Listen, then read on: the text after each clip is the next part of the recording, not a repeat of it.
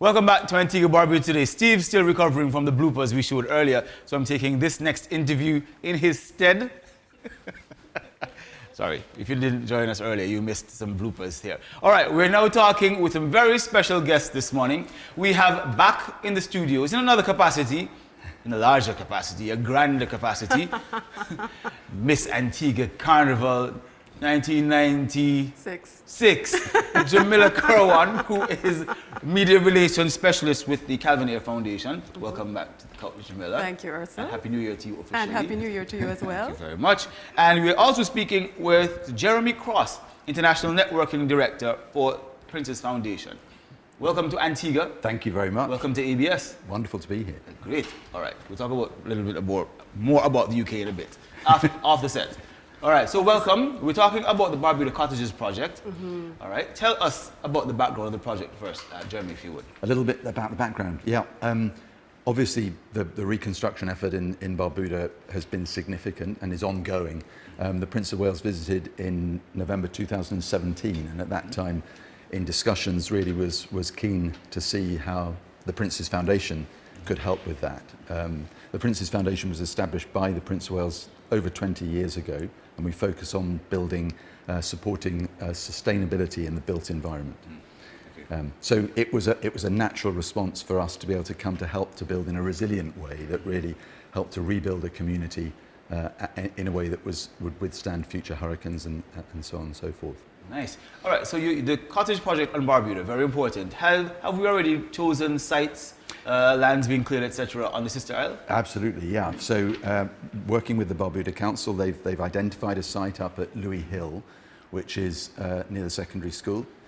It's been cleared. It's very exciting to see the land cleared and to be able to start to do the surveys and set out the plots.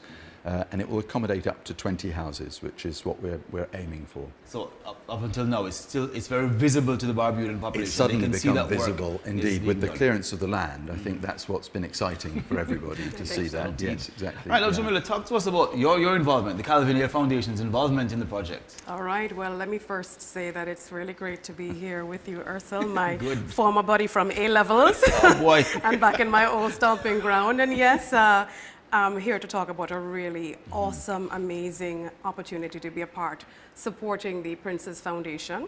The Calvin Ayre Foundation was launched in 2005. It's a charitable foundation based in Antigua, right in Antigua, and works in over 8 countries around the world, including the Philippines, Jamaica, Iran, Vietnam, Dominica, and the US. The foundation works with local organizations, experts and communities in areas such as child welfare, education, animal welfare, social development, and emergency response. And by emergency response, obviously this is a natural fit for us. One of the foundation's missions is to help the helpless. For instance, in 2017, the Calvin Ayre Foundation began a relationship with the Friends of the Care Project. It's an independent nonprofit organization that was founded in order to improve the facilities and provide special therapy for the residents of the Care Project. And you know, the Care Project is a government-run facility for severely mental and physical disabled young people.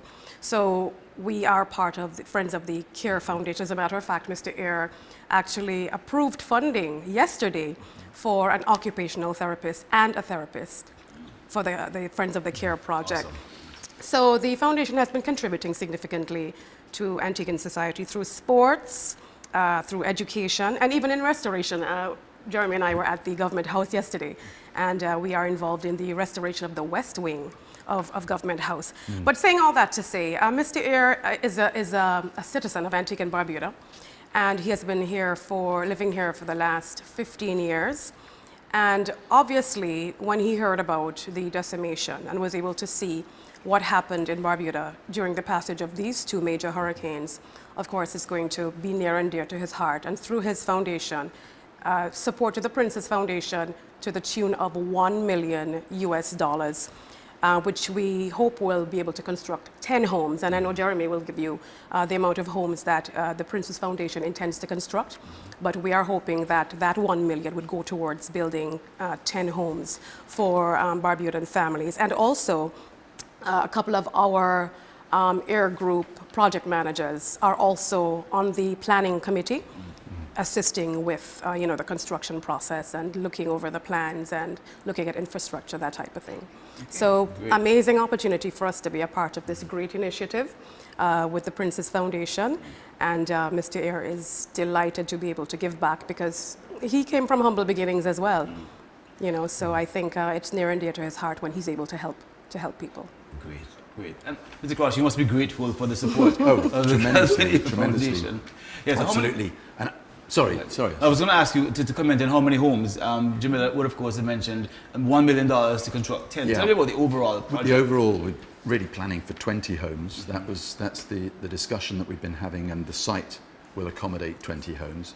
So this is really, along with other donors and other supporters, a really big kickstart to the start of this, so we can get on site and see something coming out of the ground. And I think, obviously, we're grateful, but I think that most of all, it's the people that are still living in tents Indeed. or split families and so on who will be really thankful to see these homes actually starting to take shape in the coming months. Indeed, they would be, I can only imagine. Yes. But Jamila, you mentioned working with some other agencies. It's a very collaborative effort. Talk to us about the assistance you've been able to get so far with those persons or companies. Well, it's not just about the Calvin Ayre Foundation. It's a collaborative effort, and I know that's one of the things that we wanted to get across. It's a collaborative effort. I know that Jeremy would be able to elaborate a little bit more about Lady Williams and the Halo Foundation and what they're contributing, but Lady Williams and the Governor General very supportive of this initiative. Of course, the Prime Minister and the government of Antigua and Barbuda and the Barbuda Council. And there are a few local contractors that I think we need to make real mention of. Yeah. Atto Kentish and his company. There's also local architect Isa Goodwin Martin. And there's also Wayne Martin and his civil engineering company. These local contractors have drastically reduced their fees in order to contribute to this initiative. And I know that the Princess Foundation has also been working with the Cypress group. Absolutely, And Jeremy can yes, elaborate a yeah. little bit on the Cypress group. Yeah, I mean, I think it's only going to be stronger by bringing together all of these different partners, different specialisms, different experience. And we've also drawn on the experience of the Cypress Development Community Partners, who are a US-based organization that really specifically have expertise in responding to hurricane and building hurricane-resistant homes. So they've also played a role alongside the architecture and the technical team here in Antigua, which is fabulous, and it just brings a great strength and excitement to the project. So can you comment further, as Jamila said, about the involvement of the Halo Foundation in particular? Absolutely, the Halo Foundation and Sir Rodney and Lady Williams have been fantastic. The Halo Foundation are keen and have committed to helping to furnish some of the properties at the end of it. So equipping the kitchens with a fridge, with a cooker, washing machine and so on and so forth, so that people can actually move back in and restart a normal day-to-day life. Yes, so we're yes. fantastically grateful to the Halo Foundation as well. Now we've seen the land cleared, and we're looking forward, of course, many Barbadians with bated breath to see what the homes will look like and when they'll be able to move in. Talk to us about design, construction, what they will look like, what factors you took into consideration. I should have brought a picture, shouldn't I? Well, actually, the B-roll was showing Okay, some of the all right. plans, but Good. you can talk a lot Well, about that, absolutely. Jeremy. I mean, one of the key things that the Princess Foundation tries to do and aims to do wherever we work is to respect local culture and local tradition. So first of all, the homes have been designed in a way that they look of Barbuda, they look of this place, not just a generic design that specifically responds, people will recognize as being something familiar and comfortable. But critically, the other key part is obviously the resilience, the kind of the engineering that will ensure that it withstands hurricanes of 180 miles per hour plus, that seismic considerations are taken into account as well. So all of those factors have come into the design process, which has been very much driven by discussion and work with the local community, with the Barbuda Council and others. So, Yes, indeed. And just to add a little bit to what Jeremy said, Mr. Ayre is also very much in alignment with the Princess Foundation's vision of being custodians of the natural environment. Climate change is very real. And unfortunately, 180 miles per hour winds are going to become our reality. So building back stronger, greener, leaving a smaller carbon footprint, all of those things are of concern to him. And that is one of the other reasons why he jumped on board with the Princess Foundation as well. Great. Now, a lot of people would be asking, wondering that there are some public facilities that may need attention on Barbuda. You talk about schools, hospitals, etc. Why the focus on homes, though? When we first came, when the Prince's Foundation first came, we came in April 2018. And at that time, there were obviously a huge number of things that needed to be responded to: school, the hospital, the police station, the post office, a whole range of issues that needed attention. But there were a lot of other donors and supporters stepping forward to respond to those particular needs. Whereas housing, which was really so critical to enable people to move back to their normal life, was one of the unmet needs, and particularly housing for those who lost everything, the level 4 category. There were other schemes that were helping to repair houses, but the need for completely new houses was largely unmet at that time, and that's what led the Prince's Foundation to respond in that way. Nice. All right, so now we look forward, as I said, with bated breath to the homes being built. Who gets these houses? What's the selection process going to be like? Is it a ballot, a raffle? What are we doing? Well, first of all, we're nothing to do. We're with not that. included in the selection process. Neither Okay, the Calvin Ayre good. Foundation and the Prince's Foundation. Okay. We're not included in the selection process.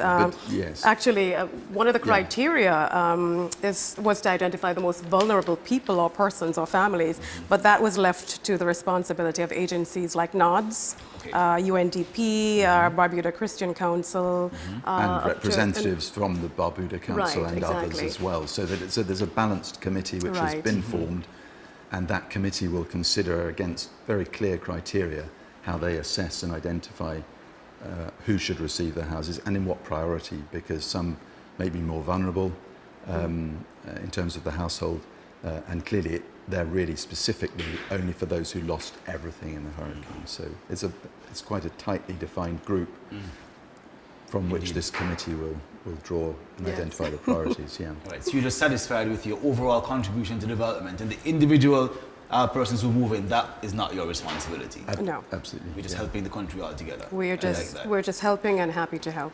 And it's alongside other initiatives. Of course. Obviously, the Chinese were very active in terms of supporting Yes, yes. a re-roofing program.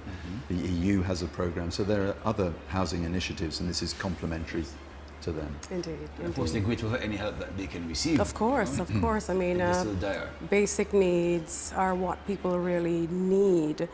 And once we can contribute to meeting those needs, then absolutely, we're happy to do that. And we really hope that, we at the Calvin Ayre Foundation hope that other good corporate citizens, other donors, I know that Jeremy and his team are also getting some others on board, but we really, really would like to encourage other good corporate citizens to hop on board to support this initiative. It's for our sister island. It's all about Barbuda.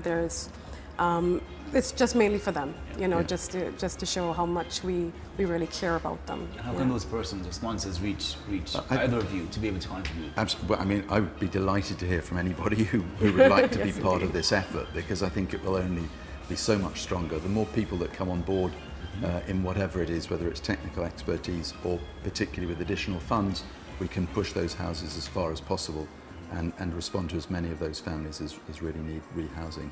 Yes. Great. Now, Jamila, you might not know this, but that music means it's time to wrap up. Change things here. Really? Because normally I would see Loretta over there going, Wrap it up. you have music now. Okay, things have really changed. Yeah, they're stepping up. We're Indeed, stepping up indeed. here. All right, well, thank you so much for joining Thank us. on the you, couch, thank both you. of Thank you. And congrats to you for the work that you are doing in restoring Barbuda. And Thank of course, you. contributing to the housing development there. Really special work. Thank you so much. Thank you. Right, great. We're speaking, of course, to Jamila Kerwan, Media Relations Specialist for the Ayre Group and the Calvin Ayre Foundation, and Mr. Jeremy Cross, who is the International Network Manager for His Royal Highness Prince Charles Foundation. Again, thank you to both of you for joining us this morning. We'll be right back on Antigua Barbuda today after this.